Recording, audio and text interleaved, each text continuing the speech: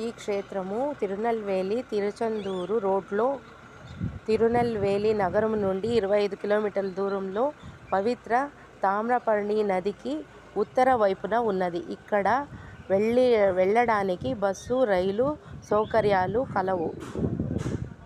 ఇది వైకుంఠ పుణ్యక్షేత్రంగా శ్రీ వైకుంఠ పుణ్యక్షేత్రం అని చెప్తారు. సూర్యుడున్న చోట ఇది నవ తిరుపతిల్లో ఒక్కటైన క్షేత్రం. ఇది సూర్యునికి రిప్రజెంట్ చేస్తుంది.